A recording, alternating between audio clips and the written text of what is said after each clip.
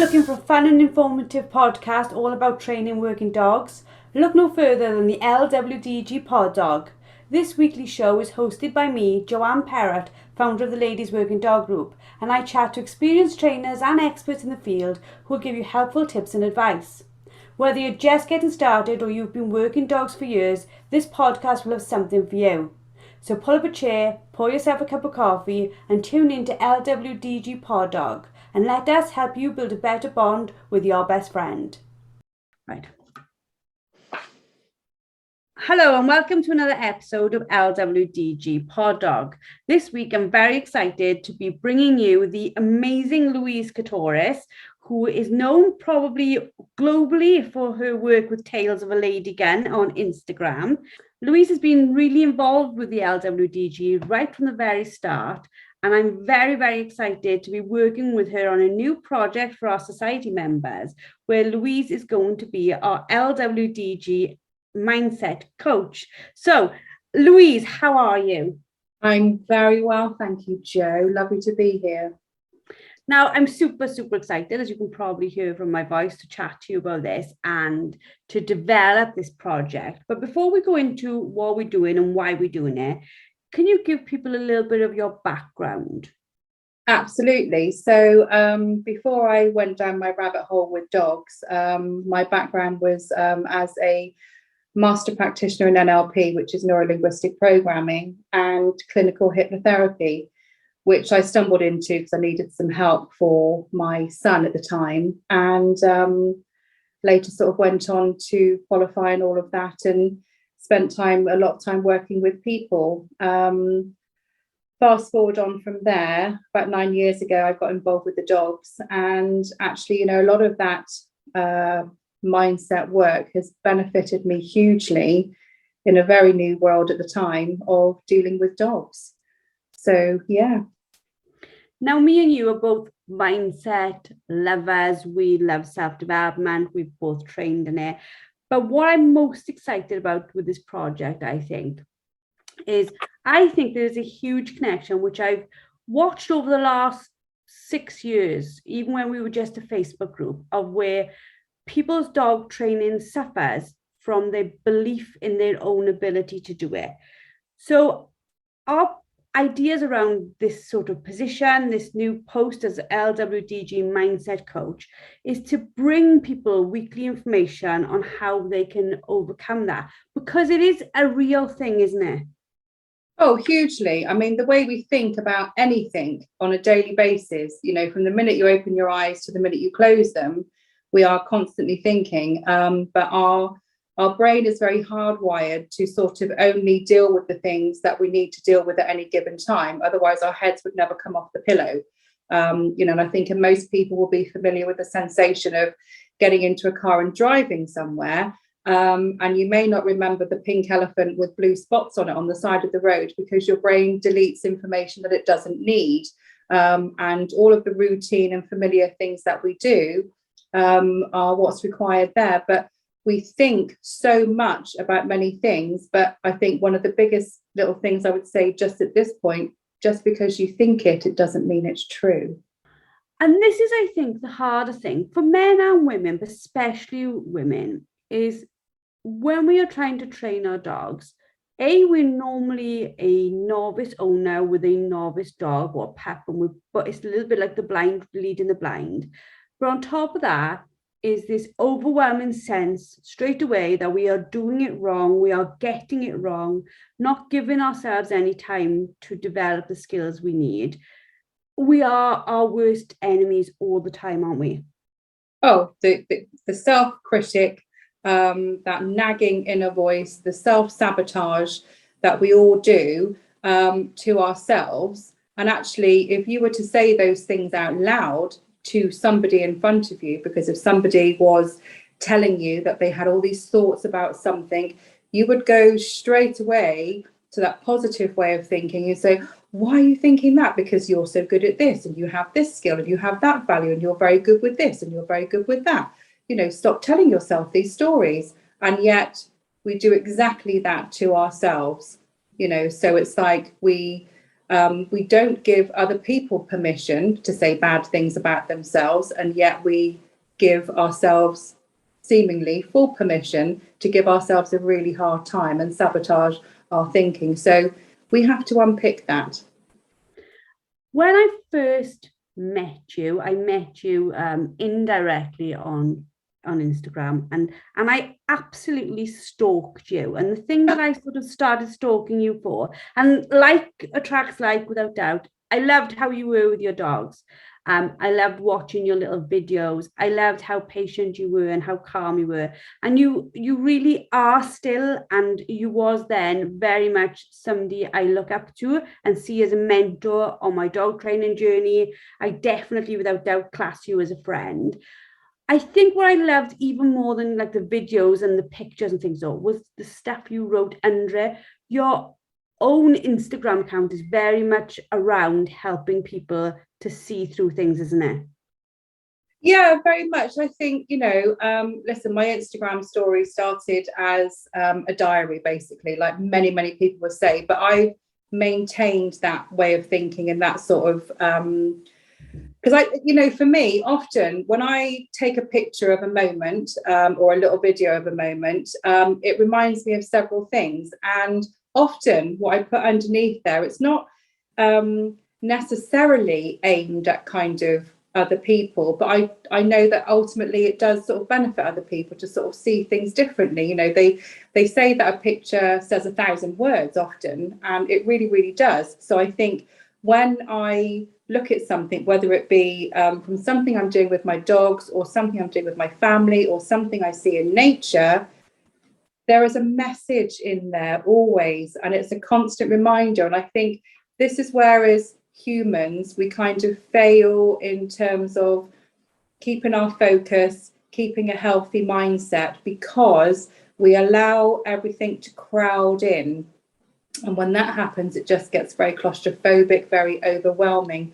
So we have to keep taking a step back. And as mad as it sounds, my little Instagram squares allow me to take a step back, even to the point that sometimes when life is very, very full, you'll see no posts from me, because I don't need to be doing that, because I don't have to do it. I don't, it's not something I need to keep going. It's not a business thing, anything like that. It purely is, I'm listening to myself. So, and then other times I'll be there and I might post 10 times in one day.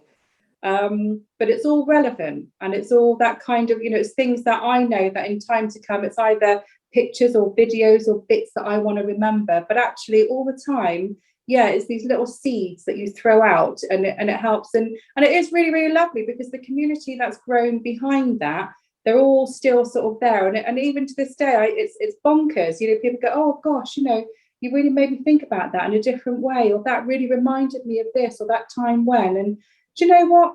How fab is that to be able to do that just accidentally? You are absolutely right. Your squares always have this sort of positive message, and they help to get people through difficult moments, I find. Like, I know for myself, when I was having a moment with the dogs, I would sometimes wake up in the morning and read what you've written and think, oh, just keep going. But I also love the fact that when you're busy, you see very little. And then when you're not so busy, you see more. It showed me that you allowed your dog training to fluctuate. It wasn't like so regimented. You weren't being hard on yourself if you couldn't get to it sometimes.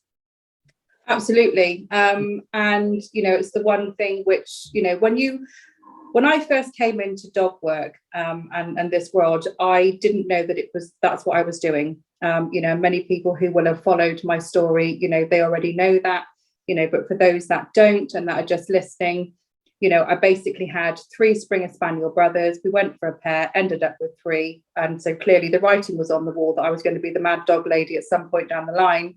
When we lost one at 12 years old, we got a puppy replacement, because it didn't feel the same just having the 2 boys left.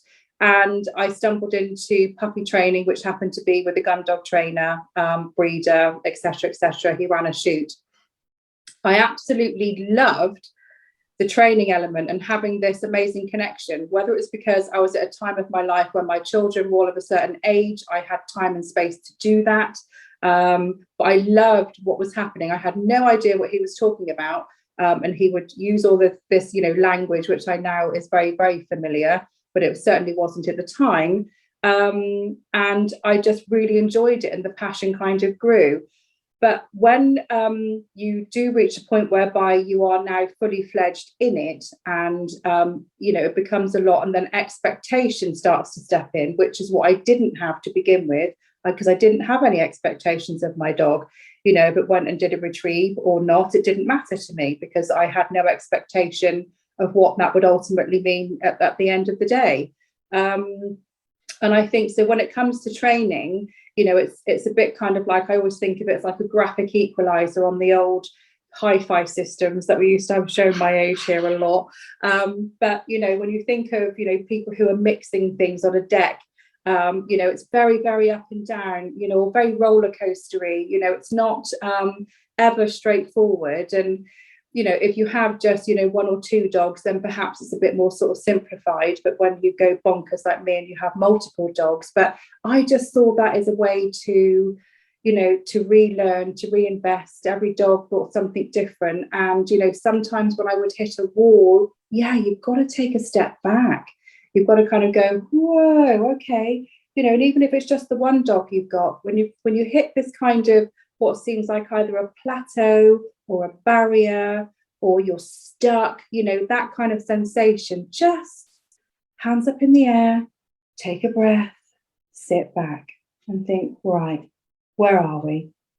And actually what you need to do is remind yourself of what you've done and how far you've come to start with. Don't think about being stuck, think about how far you come. Remind yourself actually that you and your, because it's a twofold thing, isn't it?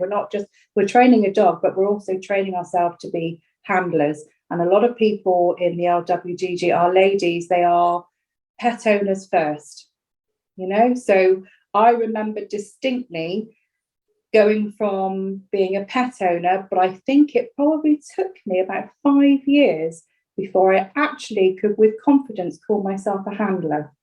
How weird is that? I'm like 8 years into my journey, and if people talk to me, I'm still like, oh, I don't know what I'm doing. I'm a complete novice. But I think that comes from the pressure I put on myself for my dogs to be past good and to be excellent.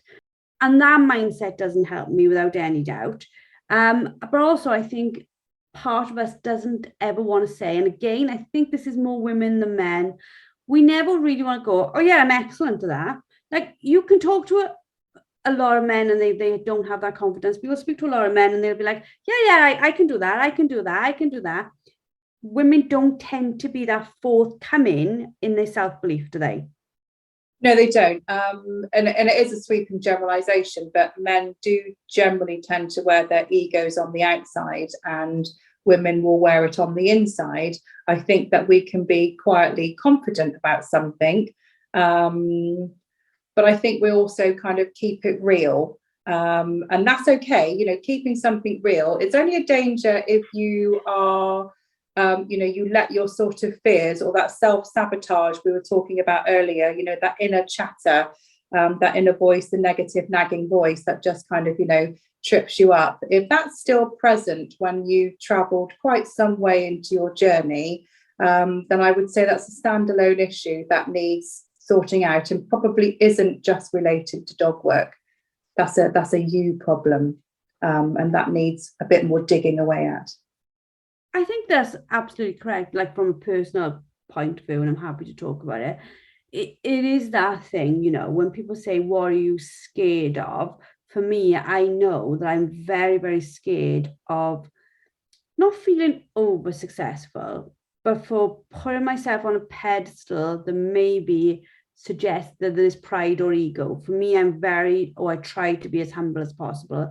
But the downside of that, when we talk about balance, is the fact that I can almost over humble myself. I won't accept, as much as I should, the journey that we've all gone on together. So I think that it is that, but I also think as well, I know from my own training, when I stand outside with my dogs, when they do something fantastic, I'm really, really proud of them.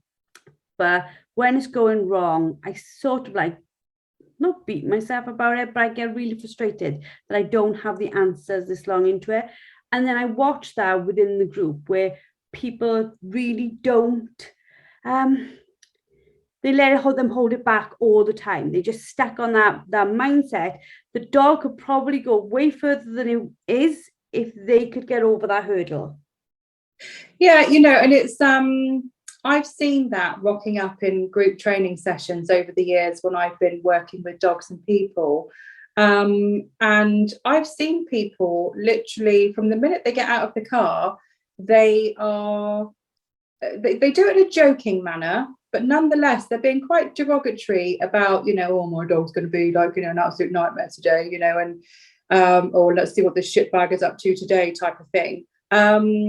Because it's almost like people set it up to buffer themselves to protect that, actually, okay, so if my dog slips up, I already said so I was right, which goes to that place of people sort of feeling really uncomfortable about things going wrong. So, but all that does, if you set your mind up for something going wrong, is sure as shit, it's going to go wrong. So we have to become comfortable with, with being successful. And actually, the word ego itself, I think we have a lot of value sets and beliefs around all kinds of things. And ego is one of those words where, for the most part, people don't talk about it in a positive way. But actually, ego is quite positive. It's just that we see the word ego has been connected with vanity and, sort of being self-fulfilling. But actually, take some of that away and strip it back. Being self-fulfilling is actually very rewarding. And I think because there are some physical and visual connections to ego, we see it as a bad thing. But actually, having a good ego is good for you. It's quite building. It's a growth thing. So to be able to have a good ego and a good sense of self, because that's really where ego comes from, there's nothing wrong with that. But like everything else, we need to just keep it in check, and I think we can do that. But all of this kind of, if you set yourself up from the minute you get to somewhere with your dog for a training session, and you're already thinking in your head about all of the variables that might go wrong, guess what? They probably are. It is funny how we sort of self-sabotage ourselves, because I've spoken to lots of ladies who, just like me, might not say they're very developed in their dog training or that they are at a certain level. And then you can be talking to them informally and ask them something, and they will give you reams of really valuable information that really, really helps you.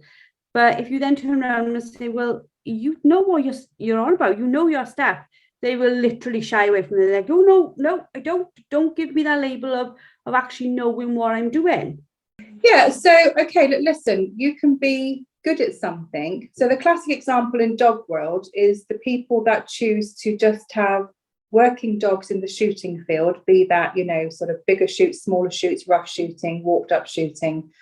And then you've got your people who like to do the working tests and trialing. Now, so two very, very different mindsets of people. Now, there are a lot of dogs who work in a shooting field and could probably be a trialing dog or a working test dog and achieve certificates and blah, blah, blah. But you've got those people that just don't want that pressure. They don't need to prove themselves. And that's not to say that people who are doing working tests and trialing have something to prove. But sometimes they do have something to prove, and that's absolutely fine. But the people who sort of sit over in the camp of just enjoying what they do, and you take some of that pressure away, but then there are other people who thrive on pressure. They're the people that are just a bit more relaxed about it, but nonetheless, actually, they can still be quite critical. I've seen people, in a shooting environment who are, quite rough with their dogs because, the expectations there. So, that's going to be across the board.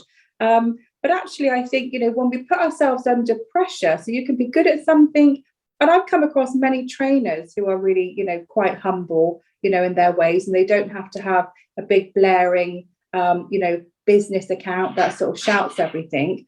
And I think a bit sort of like, what you were talking about with yourself, because you spearhead this wonderful group of women, and it's something which going, but your passion, and I think what always shines through is actually it's your passion for helping others.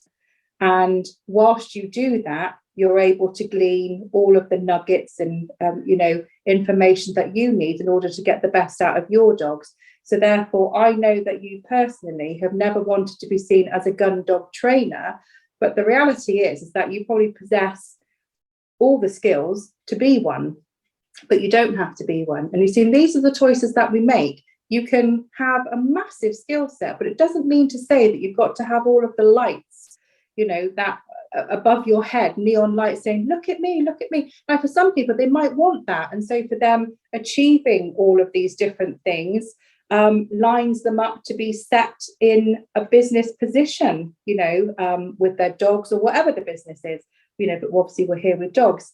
So, and that's absolutely fine. And I think that people align themselves. So when we talk, the ladies often talk about finding the right trainers, we align ourselves with the people that kind of resonate, with us, that they know their worth. And I think for a lot of our women, it is about kind of having the confidence to know your worth and then take it in whichever direction you want to. Just take it as enjoyment, or take it off down a path where you can have goals and be successful and grow it to something else that you love. As always, wonderfully perfect advice. You talked a little bit there about the group. How did you get involved in the group to begin with? Yeah, it's really interesting because it feels like such a long time ago. And I think, and obviously where you started to do something on Facebook, and I was, so if that was 8 years, and I would have been a year into mine, so I'm 9 years this October. For me, the whole world there was so much that was new. I knew literally nothing apart from, working with the guy who I originally trained with. And then not long after that, I started to learn to shoot. And then your little group popped up. And of course, and because it was ladies, that was very much an appeal to me, because at the time, we still know it is quite a male dominated arena, but actually I think that's getting a lot less so year upon year. And we certainly have all kinds of, shooting groups of women, be that clays and games and dog work. And we've got a lot of women trainers out there. So we have a lot of choice now. I think a lot of the only thing that makes people stuck is geographics. But yeah, it was really nice to be amongst, a growing group of women who talk the same language. Whenever I would put something in or something would be there, everybody knew what they were talking about because it was just on the same level.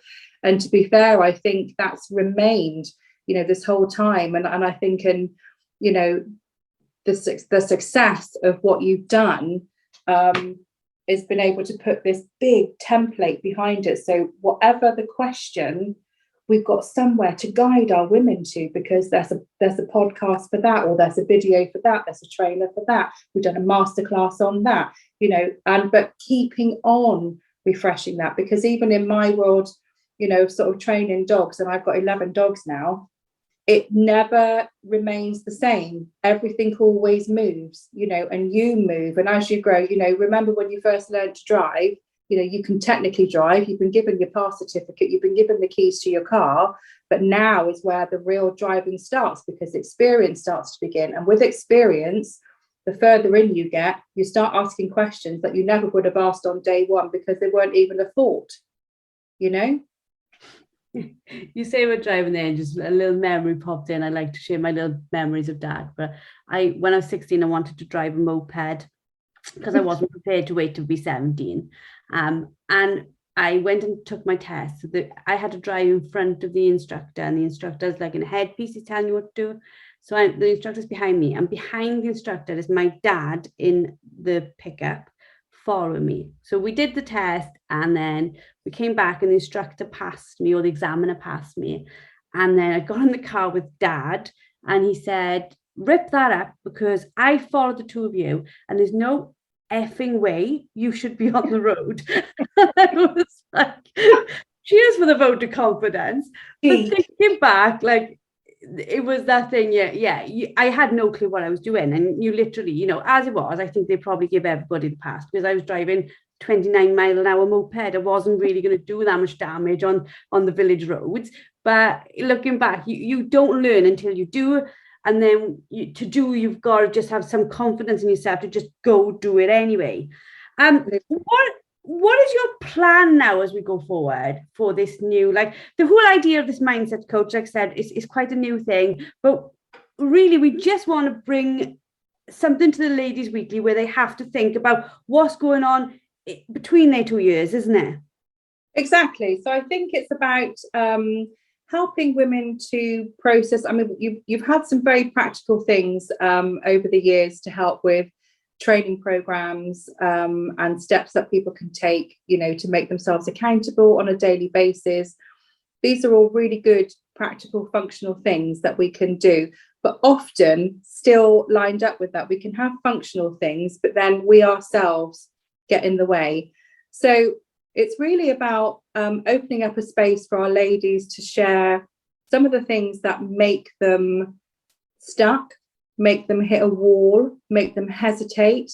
And I think being able to help break down some of those things into a series of chunks, because I always have this thing in life, you know, so if you think about, everyone understands the sensation of overwhelm.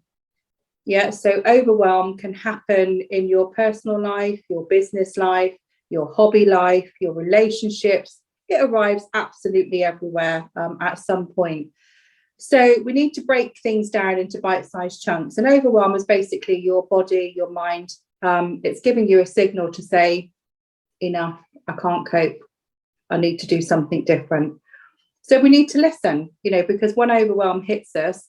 So I think 3 key things there, you know, if you're somebody who is feeling overwhelmed, whether it be in your dog journey, your life journey, because the two cross over, remember, that in order for us to be able to enjoy doing what we do with dogs, we also are people outside of that. And we have relationships and families and work and et cetera, et cetera.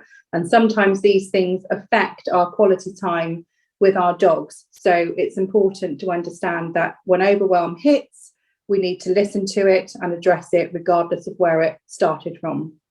So 1, control the controllables. Look at the things which are making you feel overwhelmed, control what you can, and then you need to park and dial out the things that you can't. So park what you can't, but change what you can. Also, know your limits and your boundaries with things. Sometimes I know that in my personal journey with working with dogs, and obviously I've developed multiples, and I do breeding, and all of those different moving parts bring different scenarios and pressures and stresses to myself, to the rest of the pack, to my family. But I know that actually they're all things that I can do. I just have to make sure that I manage them all well. You know, nothing in what I've done has sort of said, all right, you know, I need to just stop doing all of that. Because I don't, because I love it. I love it too much. But for people, you do need to understand that actually sometimes if you hit a limitation, so if you're stuck, you hit a wall or you hit a plateau, you know, what's causing that? Is it actually to do with your dog training? And if it is, look at some of the functional things to do with that. Am I stuck because I've run out of skill set, information? I just don't know where to go. Then, you know, what exactly am I stuck on? Is it me? Is it the dog? Because remember, we're a team. So sometimes the issue lies with the dog, but then we start to feel it for ourselves. So then we take on board that. But actually park that, because if it's to do with the dog, if you've suddenly developed a behavioural problem, then you need to address that. You know, seek expert advice if you need to, because it's something to do with that. But then if it's to do with you, and then you're affecting the dog because the dog obviously feeds off of you, then we need to sort of, you know, do that. You know, notice when stuff gets heavy. You You know, is it an emotional sensation? Or, you know, are you having an emotional response? Are you feeling something in some part of your body? Or is it, you know, to do with something functional, as I said before? Perhaps it's other people's opinions are weighing you down. Maybe your family or your partner, you know, or people in your training group, or maybe your trainer, you know, is telling you, oh, you know, I'm not really sure this is for you. You know, if you've entered an arena, a new one, and you're getting some negative feedback, you know, make sure it's right. You know, because sometimes these things aren't. And, you know, sadly, we have got an awful lot of good trainers out there, but that's, you know, I have heard people, there are some trainers who, if they tell you that something's wrong or broken with your dog, then it's repeat business and you'll keep coming back, you know. So you just need to be mindful of some of those things. That is it yours to own, or is it somebody else? You know, and sort of things like that, because we want to just dial back that self-sabotaging, you know, that keeps popping up in our conversation. But yeah, really, I think this space is for our women, and you know, I'd like to see over the time we can open up the gambits by sort of helping people with something like that. I've taken just one topic of overwhelm, but there are many, you know, which help us to have, you know, good foundations. We know that repetition and consistency are the mother of all success of whatever we do in life, you know. So how do we go about doing that? So we can do things like that, you know, bond building with your dog, you know. And this is a really interesting one, because bond building, some people have a very natural aptitude with animals, and for some people it takes a little bit longer, because some people go into being with the dog and spending time with the dog by being too functionally minded, which you can't be. I've certainly learned, or dogs have taught me over time, to be much quieter. And actually, you spend a lot of time not saying hardly anything. And then what happens is you start to tune into each other. And, you know, I would, that's a whole other area that we can help women in learning how to tune into their dogs by noticing things. And a bit like the driving analogy we just used, once we know how to handle a dog in the basic sense of the term, we now need to grow our experiences. But the only way we're going to notice a lot more with our dogs is if we're a lot quieter. Taking a step back, you know, teaching people how to take a step back rather than a step forward, because not everything is progressively forward. Sometimes we do need to take a step back, whether it be to see the landscape differently, or actually we just need a breather from it, because sometimes we can go too hard and heavy, even if it's something we love and we enjoy. It can take over too much, and sometimes we just need to take a step back. But more importantly, we need to enjoy the process. The minute it starts to feel like it's hard work and it's not enjoyable, you're going to feel it, your dog's going to feel it, frustration is going to set in, and that just brings in a whole bunch of negative squatters in your mind, and we don't want to give those the keys to your head. I think your negative squatters, you can have hundreds of them, can't you? And I like what you say there about taking a step back, and almost to take a step back to take a step forward, just to be able to almost step back and non-judgmentally reflect on the situation, because we can spend a lot of time right at that cold face, pushing, and not giving ourselves time to absorb the learning. The information that you're going to be producing is going to be in the membership, in the library, in the whole area for you called Mindset Matters, which will be Louise's space to bring to us her knowledge and how it relates to dog training. But what would you like people to do? Would you want people to comment on stuff? How would you want the community to engage with you?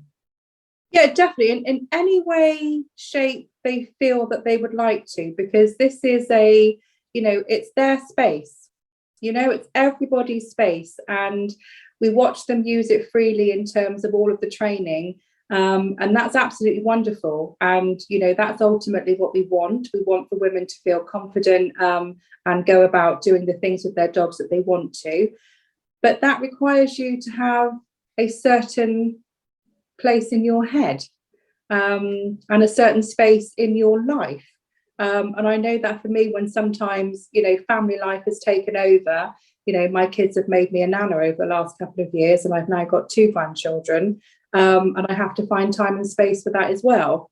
So sometimes we have to do a stock take of what we're doing in our life, and then, reevaluate, and then, reappoint time and space to the things that are important to us.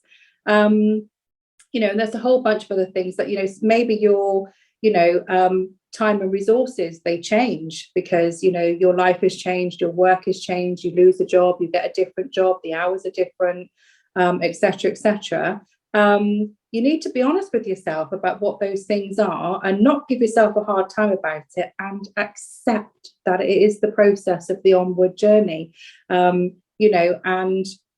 you need to realize that actually, is this something I still want to do? Because sometimes actually, the difficulty for women who have come a certain way with their dogs and life hits hard for something, we feel like actually our dogs are going to be a lot. But you and I have both had conversations where, health has been an issue, family life has been an issue. And whilst having to manage our dogs through that sometimes has felt a lot, actually what they give back to us when we just let the reins go and say, well, do you know what, I just need to be with you guys. I don't need to be training you. I just need to, because actually once you've done all of the groundwork and you've got the foundations in place and your dogs are at where they're at, you do have the freedom to be able to just enjoy them at those periods of time in your life whereby you can't focus on their training, but actually you can still focus on being with them, taking them out. You can still do some simple stuff with them, whistle turns, the odd retrieve here and mark retrieve and throw retrieve whilst you walk and enjoy the great outdoors with them. These animals, they're a part of our lives, right? They're not just, training machines. They become interwoven with our family life and everything else that we do. So therefore, and they're always there for us. And then there'll come a time when you're out of that wood and the sun starts to shine again, and you kind of go, oh, wow, this is brilliant. And they're just still there. And you pick it up where you left off. And it's okay. I think if you could speak to any working gun dog and say to them, like, I've got to take a couple of months off me for my health or whatever reason, I'm still going to love you dearly. I'm still going to feed you. We're still going to walk. We'll probably go to the beach a few times because I'll want to do things that give me headspace. Do you mind? I think every single one of them would go, no, not a problem at all. Let's go do that. It goes back to that pressure. Oh my God, I've got to train. Well, your dog doesn't really care whether it trains or not. What it cares about, that it's loved and it's got time to do stuff. Yeah, absolutely. And I think there is a big danger. I know that, just because we have chosen this dog to have this particular job in our gun dog world, that's great for them, and then they love it and they can enjoy it. But equally, they just love being a dog. So if you can just love being with them and being a dog, then we've never failed, have we? And I think, and this is the problem I think that some women will have, is that, when life switches and changes, they think, oh God, no, I'm not, that's what my dog's used to. No, your dog is just used to you being around. If you can't, do those bits of training for a little while, it doesn't care. Because as soon as you can, you will. But you know what? Here's the thing. If you never can do that again, it still doesn't care. It just loves you. Yeah, nobody told the dog. No, neither of my dogs know they're working dogs. They just believe they're dogs. And I'm not even sure if they think they're dogs. They're just happy being, again, it's those human emotions or those human thoughts that we put onto our dogs, thinking they think like that. They're very simple, very clever creatures. They don't overcomplicate life.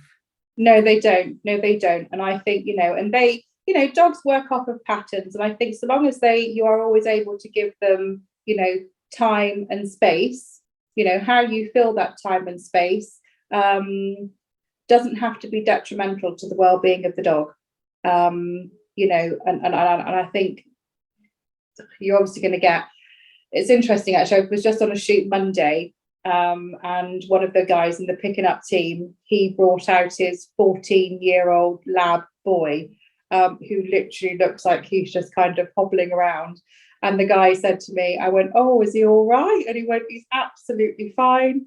He said, you know, he'll just kind of roam around looking like a little cripple. But the look on his face, if I leave him at home, is just, it's not worth not bringing him, you know. And I think he sort of just had the mentality that, you know, he just wants to be with him. And the most time, every time I looked up and saw him, he was just literally by his side, because he knew that he physically couldn't do that. You know, so dogs always make the right choice. And what that says to me is that this dog just wants to be with its owner. And you know what, if it collapsed on the shoot field, what a place to go. You know, they just want to be with you. Absolutely. So this has been another fantastic podcast.